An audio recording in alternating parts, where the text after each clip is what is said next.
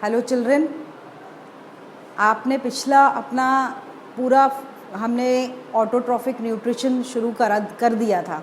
वो पहले पढ़ा कि नहीं पढ़ा? पहले वो देखिए, पहले रिवाइज करिए। नहीं देखा हो तो इस लेक्चर के बाद पहले वो देखिएगा, क्योंकि जब तक आपको न्यूट्रिशन का बेसिक नहीं पता होगा ना तो आगे आपको समझने में थोड़ी सी दिक्कत होगी। तो स्टेप वाइज ही जाइए। पहले के 2 लेक्चर्स देख लीजिए, फिर इसको आज अभी देखने के बाद फिर से रिपीट करिए। ओके? सो आज क्योंकि ये वाला टॉपिक इतना इम्पॉर्टेंट है, इसमें से क्वेश्चन बनता ही बनता है। और आपको ये वाला जो टॉपिक फोटोसिंथेसिस है, ये आपको if you are taking bio तो वो आपको पूरे नीट एग्ज़ाम या नहीं भी दे रहे हैं 12th तक, आपको वो कहीं ना कहीं क्लासेस में आएगा। तो अपन बेसिक्स इसी क्लास में समझ लेते हैं। क्लियर? नाउ मैंने आपको लास्ट क्लास में रॉ मटेरियल्स बताए थे। ऑटोट्रॉफिक प्लांट्स, ग्रीन प्लांट्स, कुछ बैक्टीरिया, कुछ प्रोटिस्ट जो ऑटोट्रॉफिक न्यूट्रिशन कर रहे हैं, उनमें किस तरीके से रॉ मटेरियल यूज़ करके खाना बनाया जाता है। क्या थे रॉ मटेरियल? 4 मैंने बताए थे। Inorganic simple compounds, carbon dioxide coming from air, then water coming from soil, then energy कहाँ से आ रही है? सनलाइट से। और चौथी इंपॉर्टेंट चीज़ थी क्लोरोफिल। तो आज मैं ये चौथा रॉ मटेरियल के बारे में थोड़ा सा डिटेल पहले अपन करेंगे। ठीक है? क्या है? सो फॉर दैट मैं आपको यहाँ पर एक लीफ बना रही हूँ। ठीक है? और ये लीफ जो है उसमें उसका सेक्शन काटेंगे हम। अब एनसीईआरटी ने एक टिपिकल डायग्राम दिया, इम्पॉर्टेंट डायग्राम। क्वेश्चन आता है कैसा? पत्ती को काटा है तो पत्ती ऐसी बनी हुई है, लीफ कैसी बनी है? इस टाइप से बनी हुई है। और क्या क्या लेबलिंग है? ये क्या है? This is the midrib. क्या है ये? मिडरिब। ओके? देन ये क्या है? ये लैमिना है, मैं पहले ही बता चुकी हूँ पिछली क्लास में, देखिएगा। ये एक्सपोज्ड हरा पार्ट क्या कहलाता है? लैमिना। और ये मैं ऐसे इस तरीके से बताती हूँ। ये सपोज इतनी थिक है और ये इसकी वेन्स हैं छोटी। ये क्या है? वेन्स हैं, मतलब मिड रिब में से ब्रांचेस गई हैं। इसमें जाइलम और फ्लोएम रहता है। 9th में करा है वैस्कुलर बंडल। सो सपोज ये इतनी, और क्या मौजूद रहते हैं इस पे? स्टोमेटा। नाउ इसका सेक्शन बताती हूँ मैं, वो क्या है। ध्यान दीजिएगा, सेक्शन आपको एक्सप्लेन करने को भी आएगा। So for explanation also this is important. कैसे? जो ये वाला स्ट्रक्चर है, पत्तियों के ऊपर एक वैक्सी कोटिंग होती है। काय की कोटिंग होती है? वैक्स लाइक सब्सटेंस की कोटिंग होती है। उनको बोलते हैं क्यूटिकल। क्या बोलते हैं उसको? क्यूटिकल। सो वैक्सी कोटिंग को क्या बोलते हैं? क्यूटिकल। सबसे पहले तो क्या है? क्यूटिकल है। फिर सिंगल लेयर्ड सेल्स हैं, सिंगल लेयर सेल्स हैं, living cells, parenchyma cells, without बीच में इंटरसेल, इन दोनों के बीच में इंटरसेलुलर स्पेसेस नहीं हैं। सिंगल लेयर्ड है, लॉट ऑफ बड़ा vacuole, cytoplasm, but it is single layered. And this single layer below the cuticle is called as epidermis। क्या बोलते हैं इसको? एपिडर्मिस। पर कौन सा? अपर। कौन सी एपिडर्मिस है ये? अपर एपिडर्मिस है। पत्तियों में ये जो मैंने ग्रीन से बनाई है, ये कौन सी है? अपर। और ये जो ब्लैक से बनाई है, ये कौन सी है? ये है लोअर एपिडर्मिस, ये वाली। तो अपन पहले ये लोअर एपिडर्मिस भी बना लेंगे। अब lower epidermis, again lower epidermis में क्या है, क्यूटिकल का डिपोजिशन है। सो लोअर एपिडर्मिस में काय का डिपोजिशन है, क्यूटिकल का। ये और क्या सेल्स हैं, वही epidermal cells without intercellular spaces और सिंगल लेयर्ड है, लेकिन ये कंटिन्यूस नहीं दिखेगी आपको लोअर एपिडर्मिस, ठीक है, कंटिन्यूस नहीं है, बीच बीच में ब्रेक्स हैं। बीच बीच में क्या हैं, एपिडर्मिस में ब्रेक्स हैं। और वो ब्रेक्स क्यों हैं, वहाँ पर क्या है ब्रेक्स वाली जगहों पे, वहाँ पर हैं गार्ड सेल्स। क्या है वहाँ पर, गार्ड सेल्स हैं, ठीक है, गार्ड सेल्स। और वो छेद हैं वहाँ पर, उन छेदों को बोलते हैं स्टोमेटा। क्या बोलते हैं उन पोर्स को जो लोअर एपिडर्मिस पे पाए जाते हैं, उनको बोलते हैं stomata. So this is also stomata. So there are breaks in between the lower epidermis and they are called as stomata. So lower epidermis, single layered with stomata. कुछ पत्तियों में अपर एपिडर्मिस के बीच बीच भी स्टोमेटा होते, लेकिन एक typical dicot leaf यानी Dorsey ventral leaf, उसमें डॉर्सल साइड पे स्टोमेटा नहीं होते, नीचे वेंट्रल साइड पे स्टोमेटा होते हैं।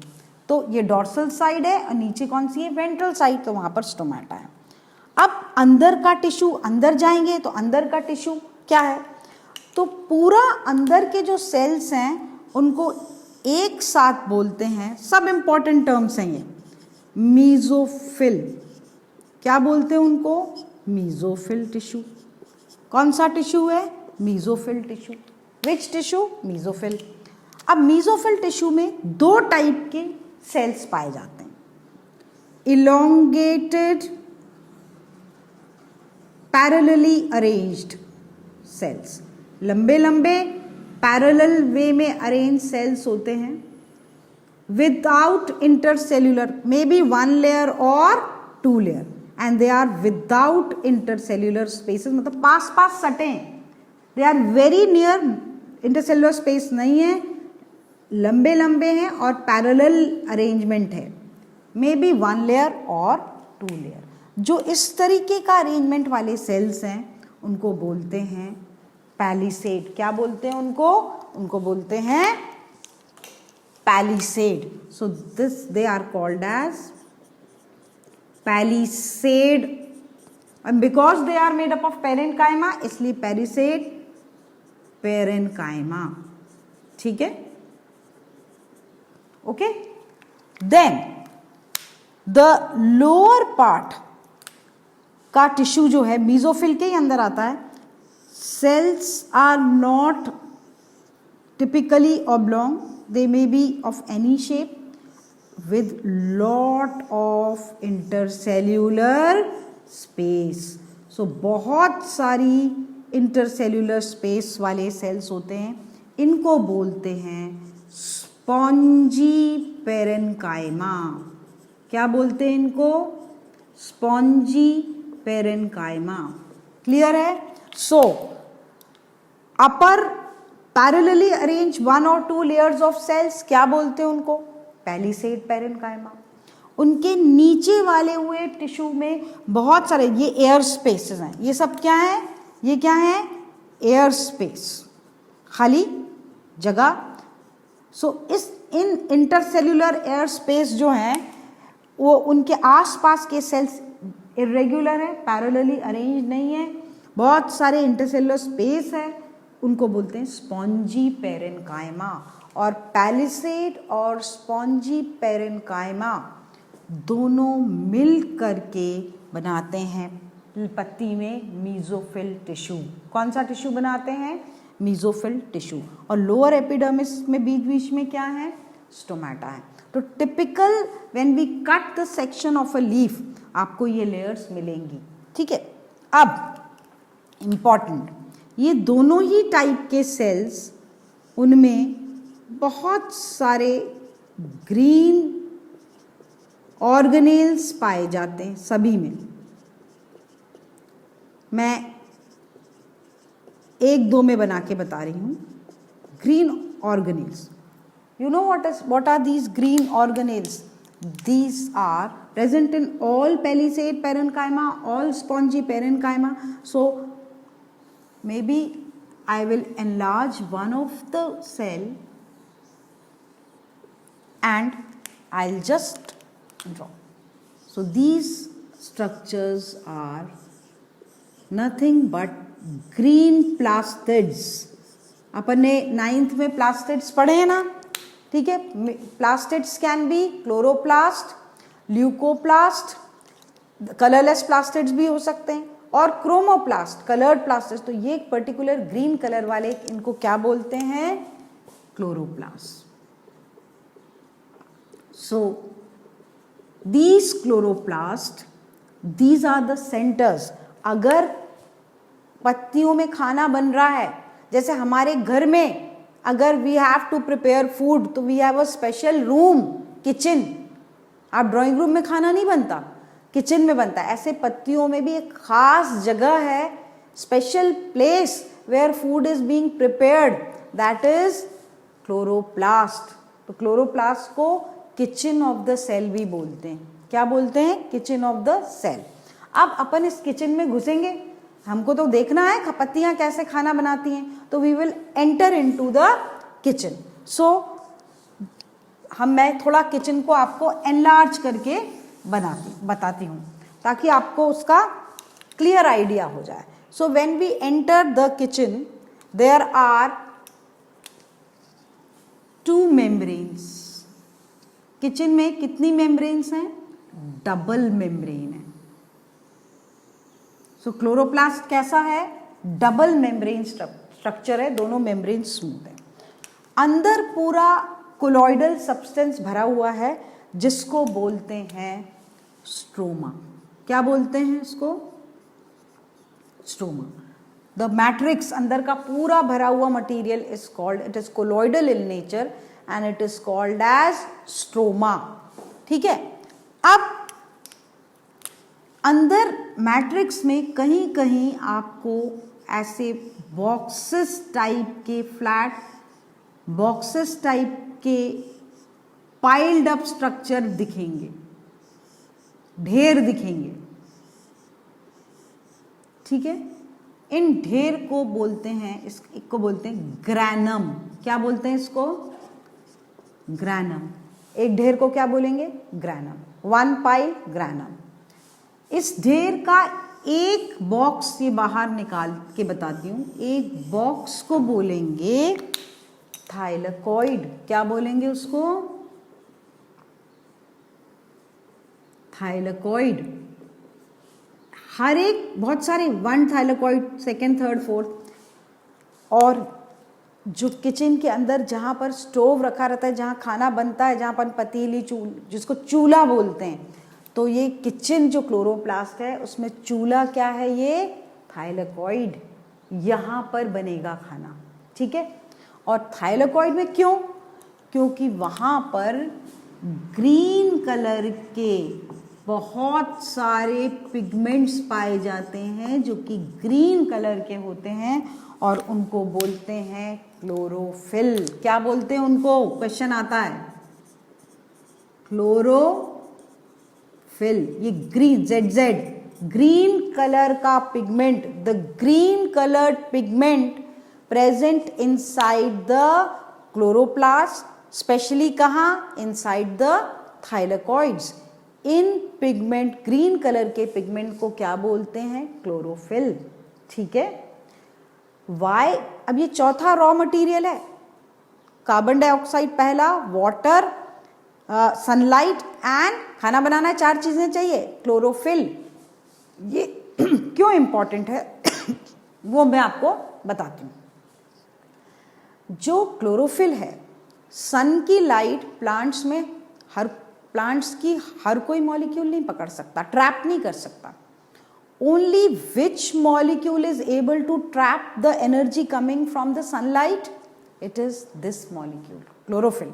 That is why this is one of the important raw material in photosynthesis, because chlorophyll pigment traps the energy packets coming from the sunlight.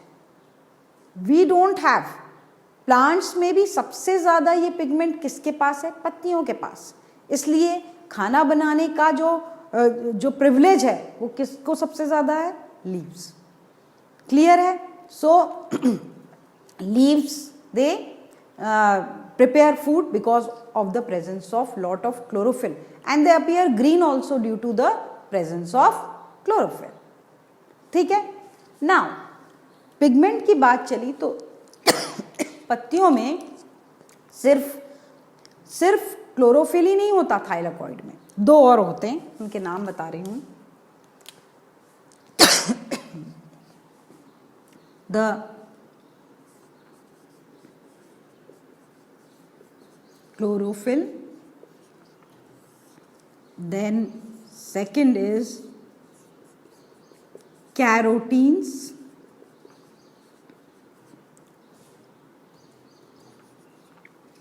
third xanthophylls.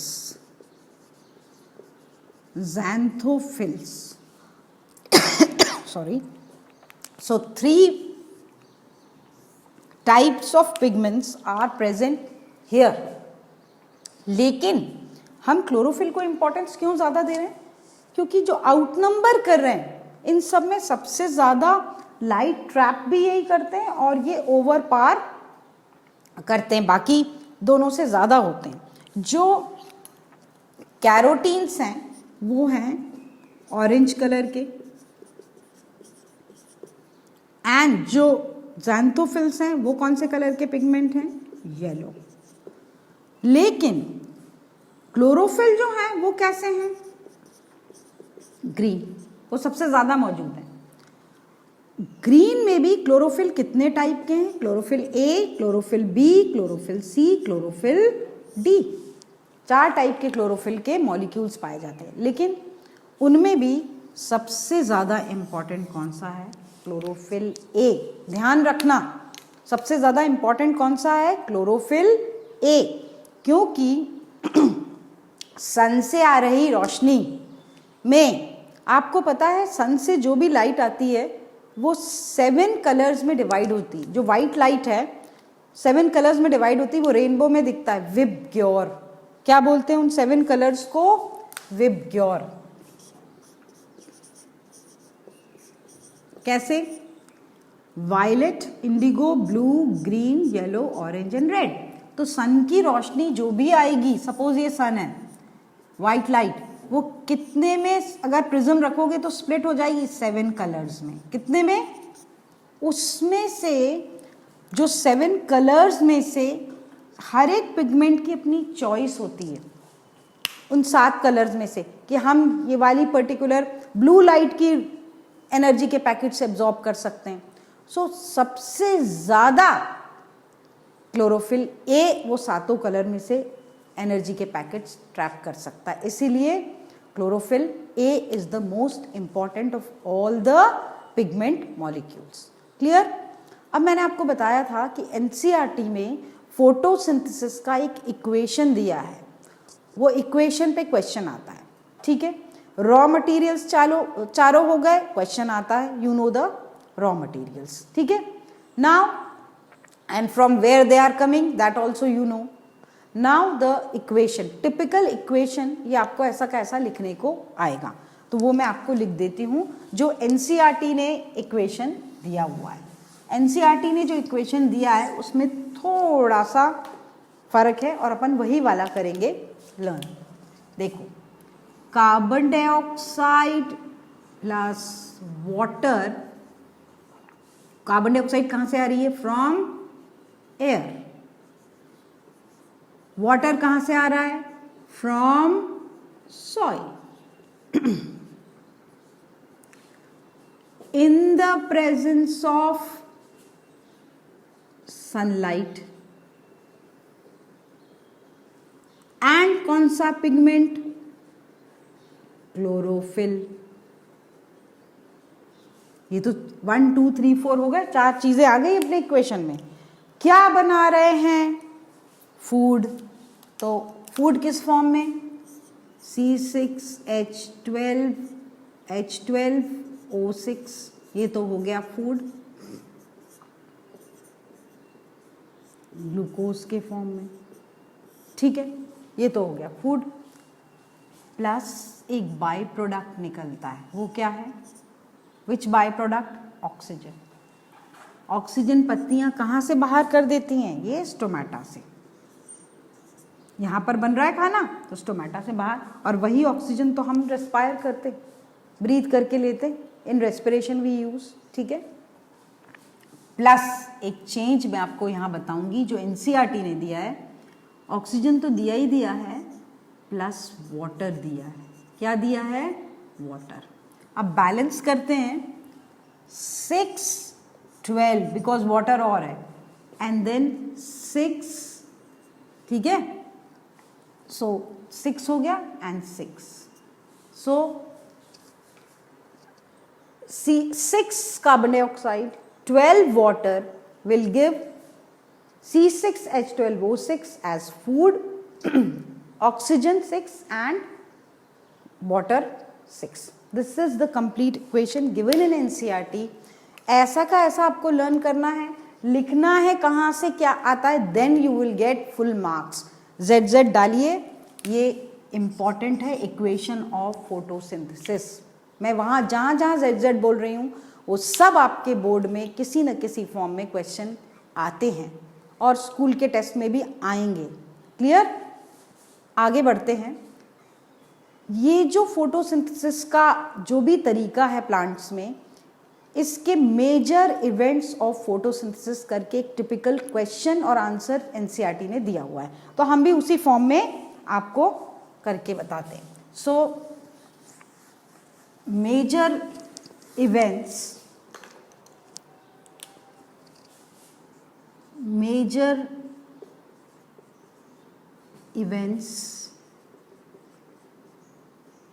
क्या है? ठीक है, अब मेजर इवेंट्स क्या है? पहला, फर्स्ट पॉइंट्स में ही लिखना है, एब्जॉर्प्शन ऑफ सोलर एनर्जी। ठीक है, पहला स्टेप। दूसरा, conversion of solar energy into chemical energy,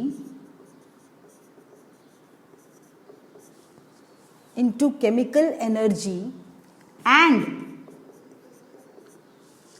splitting of water। मैं बताऊंगी ये क्या है। ठीक है। सेकेंड क्या है? Conversion of solar energy into chemical energy and splitting of water. 2 steps हैं जो सेकेंड पॉइंट में। Third, reduction of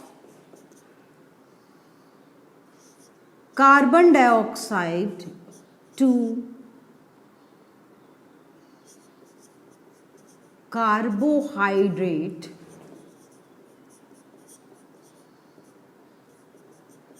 that is food. Okay, so ये मेजर इवेंट्स हैं 3। यही सीक्वेंस होना चाहिए, absorption of solar energy, then conversion of solar energy into chemical energy and splitting of water, and third is reduction of carbon dioxide to carbohydrate. अब पहला step जो है वो क्या है? पहला स्टेप देखें वो क्या है। सो पहला स्टेप हम देखते हैं। पहला क्या है? Absorption of solar energy. सबसे पहले पत्तियां क्या करेंगी? पहले स्टेप में तो कौन हेल्प करेगा? आपको मालूम है एब्जॉर्प्शन में सन की एनर्जी, जो सन की रेस से एनर्जी के पैकेट्स आ रहे हैं, कौन एब्जॉर्ब करेंगे? सोलर मतलब सन। वो एनर्जी कौन एब्जॉर्ब करेंगे? वो करेंगे, कौन ट्रैप करता है? कौन सा पिगमेंट अभी मैंने बताया ट्रैप करता है? क्लोरोफिल। कौन सा पिगमेंट ट्रैप करता है उनको? पत्तियों में मौजूद, so that is chlorophyll. So chlorophyll पकड़ लेंगे सन से जो एनर्जी है। अब ध्यान रखना, सोलर एनर्जी यानी सन की एनर्जी, लाइट एनर्जी एक ही बात है, is converted into, second step देखो, second event, conversion of solar energy into chemical energy. तो आपको पता है ये एक सेल है, प्लांट पत्ती की एक सेल बनाई मैंने, उसमें ट्रैप किसने करी? सपोज ये ग्रीन पिगमेंट है क्लोरोफिल ए, ट्रैप कर ली। अब सन की एनर्जी को काय में बदल दिया? क्लोरोफिल ने एटीपी, सूरज से आ रही रोशनी को केमिकल, कौन सा chemical? ATP, adenosine triphosphate, कौन से एनर्जी वाले मॉलिक्यूल में बदल दिया? एटीपी में। क्लियर? तो सोलर एनर्जी काय में टर्न हो गई? केमिकल एनर्जी में हो गई। केमिकल एक ऑर्गेनिक कंपाउंड में हो गई। ये क्या है? ये एटीपी क्या है? एक ऑर्गेनिक कंपाउंड है। सो इसमें टर्न हो गई, मतलब solar energy converted into chemical energy. किसने करा ये? ट्रैप किसने करी? क्लोरोफिल ने सन की रोशनी, और कन्वर्ट हो जाएगी वो किस में? सेकेंड स्टेप में, conversion of solar energy into chemical energy. मतलब यहां पर केमिकल क्या है? एटीपी। एक और स्टेप होता है स्प्लिटिंग ऑफ वाटर। अब आप देखो रॉ मटेरियल क्या इक्वेशन में लिख रहे हैं हम? कार्बन डाइऑक्साइड प्लस वाटर, तभी तो फूड बन रहा है। ठीक है? यस। तो जब कार्बन डाइऑक्साइड और वाटर, मतलब आप देखो कार्बन डाइऑक्साइड का सी तो है, कार्बन तो है, ओ कार्बन डाइऑक्साइड का है, एक्स्ट्रा क्या ऐड हुए? 12 हाइड्रोजन, कहीं से तो लाने पड़ेंगे ना। तो कच्चा माल क्या है? या तो कार्बन डाइऑक्साइड है या वाटर, दोनों को ही यूज करना है। पत्तियों के पास दो ही चीजें हैं जिससे वो खाना बना सकता है। तो वाटर का जो क्या H यूज करेगा, लेकिन कैसे यूज करेगा? ऑक्सीजन से उसको अलग तो करना पड़ेगा, स्प्लिटिंग ऑफ वाटर। तो इस एटीपी की मदद से क्या अलग अलग करेंगे? वाटर और हाइड्रोजन और ऑक्सीजन को अलग अलग कर देंगे। क्यों अलग करना जरूरी है? हाइड्रोजन अलग, ऑक्सीजन अलग, एटीपी की मदद से। तो स्प्लिटिंग ऑफ वाटर क्यों? क्योंकि नेक्स्ट इवेंट क्या आ रहा है? What is the next event? Reduction of carbon dioxide to carbohydrate. ध्यान रखना, कार्बन डाइऑक्साइड को जब खाने में बदलेंगे C6H12O6, तो क्या ऐड हुआ है? हाइड्रोजन। किसी भी कंपाउंड में, केमिकल कंपाउंड में या किसी भी मॉलिक्यूल में अगर हाइड्रोजन ऐड हो रहा हो, ध्यान रख लो ये बात, हाइड्रोजन ऐड हो रहा हो तो वो चीज क्या हो जाती? रिड्यूस। क्या हो जाती है? रिड्यूस। तो थर्ड स्टेप क्या है? Reduction of carbon dioxide. यानी कार्बन डाइऑक्साइड में क्या जोड़ रहे हैं पत्ते? हाइड्रोजन। कहां से लाए वो hydrogen? Bye splitting of water. पानी का ऑक्सीजन अलग कर लिया, हाइड्रोजन, और वो हाइड्रोजन को किससे जोड़ देंगे? कार्बन। क्योंकि कार्बन डाइऑक्साइड में हाइड्रोजन जुड़ रहा है, इसीलिए reduction of carbon dioxide. Clear है कि नहीं? Whenever the word reduction is there, that means क्या ऐड हो रहा है? हाइड्रोजन। ठीक है? अब कई बार दिमाग में आता है कि अपन इंग्लिश टर्म यूज करते, रिडक्शन मतलब कम होना। अरे यार, कार्बन डाइऑक्साइड को रिड्यूस कर रहे हैं तो खाना बन रहा है क्या? बहुत बार कंफ्यूजन होता है। Always remember here reduction chemistry का reduction, that is addition of hydrogen. So I will write here addition of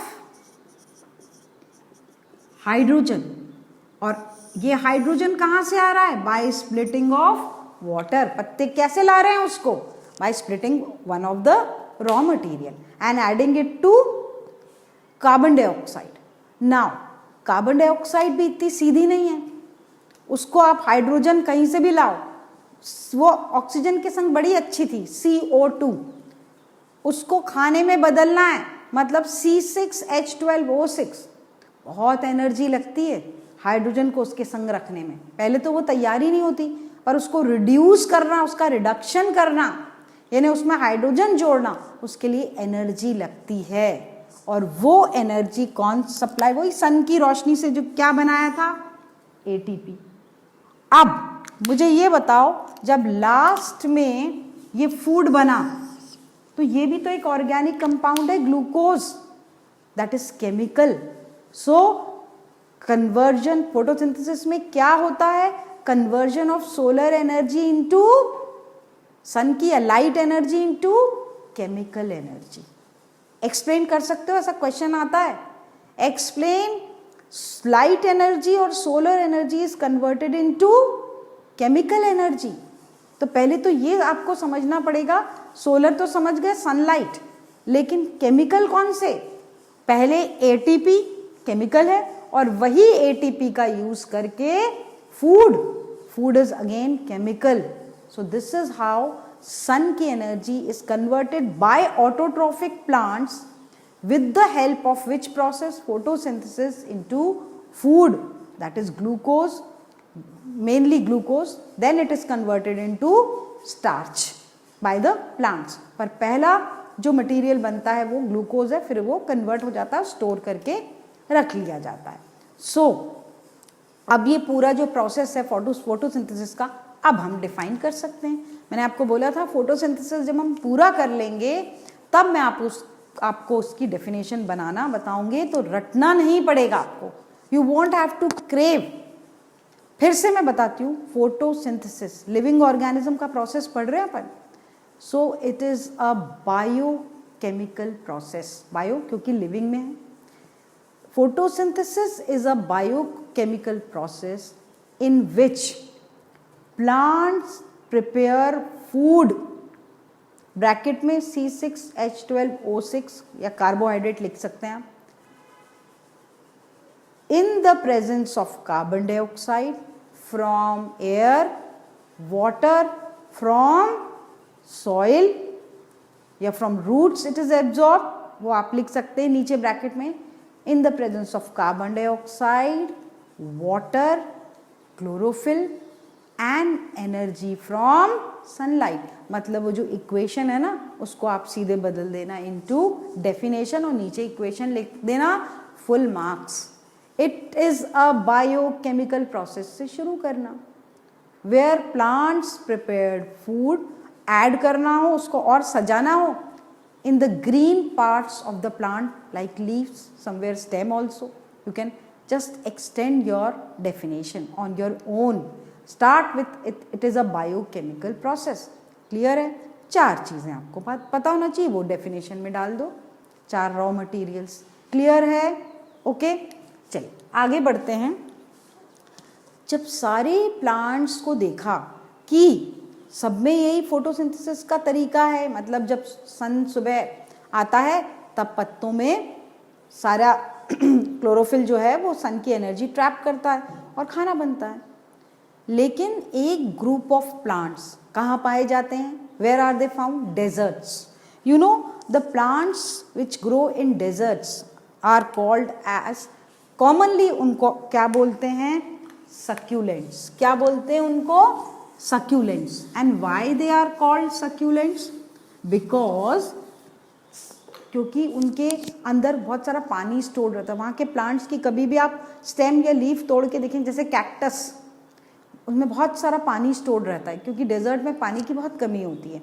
सो गूदेदार प्लांट्स होते हैं, उनको बोलते हैं सक्यूलेंट्स। क्या? Succulents. So they are desert plants. सारे लैंड प्लांट्स पे फोटोसिंथेसिस का सीक्वेंस वही है, सुबह के टाइम सन की रोशनी एब्जॉर्ब करना and so forth and so on, सब यही चलता है। लेकिन डेजर्ट प्लांट्स में थोड़ी सी जो कंडीशन है वो डिफरेंट है। इन सक्यूलेंट्स क्या होता है, डेजर्ट प्लांट्स में दिन के टाइम स्टोमेटा नहीं खुलते, वो उनका अडेप्टेशन है। अगर सुबह वहाँ इतनी गर्मी है, अगर दिन के टाइम उनके स्टोमेटा खुले रहेंगे तो पानी उड़ जाएगा कि नहीं उड़ जाएगा पौधों के अंदर का, और वो सरवाइव नहीं कर पाएंगे। तो उन्होंने ये अपने अंदर अडेप्टेशन कर लिया है कि स्टोमेटा दिन में खुलना ही नहीं है, रात में खुलते हैं, क्योंकि रात में ठंडक होती है तो पानी नहीं उड़ता, पानी बचा रहता है। वैसे ही वहाँ पानी कम है, पानी बचाना है, तो एक टाइप का अडेप्टेशन है। तो पहला point, the stomata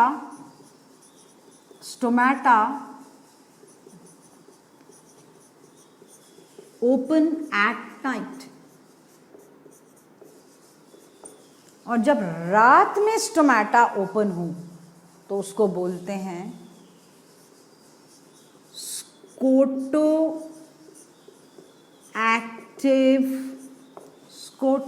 active opening. क्या बोलते हैं उसको, स्कोटो एक्टिव ओपनिंग। स्कोटो मतलब होता है रात, नाइट, तो ये नाइट में खुलते हैं इनके स्टोमेटा। अब आप ये सोचिए कि रात में स्टोमेटा खुलेंगे और स्टोमेटा से पत्तियों में क्या जा रहा है, मैंने आपको बताया था कार्बन डाइऑक्साइड, एक कच्चा माल। इनमें जब स्टोमेटा ओपन कब हो रहे हैं, एट नाइट। तो नाइट में क्या एंटर कर रहा है सेल के अंदर, ऐसे प्लांट्स में, सक्यूलेंट्स में कार्बन डाइऑक्साइड क्या एंटर कर रही है, पर नाइट में एक रॉ मटेरियल नहीं मिलेगा, क्या, सनलाइट, एनर्जी। क्या, तो उन्होंने वो भी अपने अंदर एक चेंज कर लिया है। रात में वो कार्बन डाइऑक्साइड सेल के अंदर लेते हैं और उसको किसी ऐसे कंपाउंड में बदल देते हैं जो रात भर रहता है। तो एसिड्स में मेनली मेलिक एसिड, कौन सा एसिड, मेलिक एसिड या ऑक्सैलो एसिटिक एसिड, किसी भी टाइप के एसिड में कन्वर्ट कर लेते हैं, मतलब कार्बन डाइऑक्साइड को उसमें ट्रैप करके ऐसे कंपाउंड में रख लेते हैं। और किसमें चला जाता है रात भर, ये प्लांट की सेल है, सक्यूलेंट प्लांट की, उसके वैक्यूल में। तो रात भर वो सेफ, सुरक्षित कार्बन डाइऑक्साइड को ट्रैप करके किसमें, एसिड्स के फॉर्म में किसमें रखते हैं, छुपा के, इन द वैक्यूल। ठीक है। अब सुबह के टाइम यही प्लांट्स में, मॉर्निंग आई सक्यूलेंट प्लांट्स में, मॉर्निंग में क्या है, डे लाइट, सनलाइट तो बहुत मिल रही है, पर क्या बंद है, स्टोमेटा बंद है। तो कोई फिक्र नहीं है, no need to worry, what are the adaptation these plants have, they have trapped the carbon dioxide during night when stomata were open, and they are that carbon dioxide in the form of acids is kept safe in the vacuoles. Morning में जब सन की energy आई पड़ी तो क्या हुआ, ये जो trapped malic acid, oxalo acid, trapped carbon dioxide, उसको फिर से वापस काय में तोड़ लिया गया। मॉर्निंग में, डे टाइम में उसमें से कार्बन डाइऑक्साइड निकल गई और रोशनी की वही एटीपी से जो कॉमन इवेंट्स अपन ने पढ़े वही चीज़, एटीपी, सन की एनर्जी से एटीपी ले ली क्लोरोफिल मॉलिक्यूल ने, ग्रीन तो है ही, तो ये बाकी रॉ मटेरियल तो प्रेजेंट ही है। वही कॉमन प्रोसेस जो अभी पढ़ा उससे खाना बनता है। फ़र्क सिर्फ इतना है कि कार्बन डाइऑक्साइड रात में अंदर जाती, क्योंकि स्टोमेटा रात में खुलते हैं, और डे लाइट सुबह होती है, तो उसका थोड़ा सा एडजस्टमेंट किया है सक्यूलेंट प्लांट्स ने। और अगेन ZZ सक्यूलेंट प्लांट्स का क्वेश्चन आ सकता है। ZZ मीन्स लाइन से क्वेश्चन क्या बनते हैं कि उनमें किस टाइप से फोटोसिंथेसिस के लिए एडजस्टमेंट हुआ है। ये बात क्लियर है, ठीक है। Next again in the form of question, next topic फिर क्वेश्चन के फॉर्म में है, and that is why photosynthesis, खाना बनना है प्लांट्स में, कहीं और बन जाता, जड़ों में बन जाता, स्टेम में बन जाता, why leaves, so why leaf is suitable material for photosynthesis, ये क्वेश्चन ZZ अगेन, पत्ती को ही क्यों, तो उसके मैं पॉइंट्स बताती हूँ। पेड़ का कौन सा हिस्सा ऐसे बिल्कुल एक्सपैंडेड फैला हुआ रहता है, पत्तियां, well expose to sunlight. Stem कैसा है, गोल है, रूट्स तो नीचे हैं। सबसे ज्यादा प्लांट का कौन सा पार्ट वेल एक्सपोज रहता है, leaves. So they are first point, well exposed to sunlight. ठीक है, they are well expose to sunlight, ये पहला फायदा है, इसलिए leaves are best part of the plant for making food. दूसरा, कार्बन डाइऑक्साइड को घुसने कहाँ से एंटर होती है, थ्रू स्टोमेटा। कहाँ मौजूद है, पत्तियों पे। So number of stomata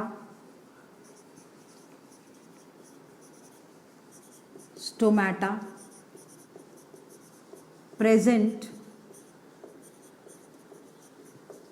on leaf, तो सब कार्बन डाइऑक्साइड का रॉ मटेरियल का सप्लाई हो सकता है।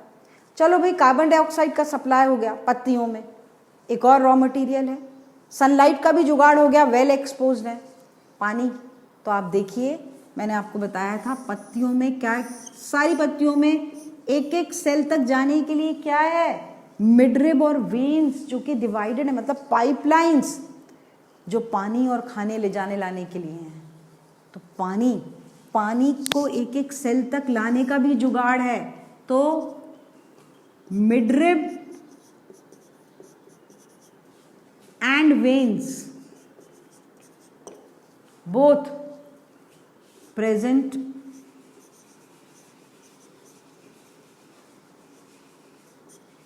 विद कौन से पाइपलाइन, जाइलम। वो क्या लाता है, हेल्प करता है लाने में, रूट से पत्तियों तक पानी लाने का भी इंतजाम है through xylem, that is in the veins and midribs. Vascular bundle होता है कि नहीं होता।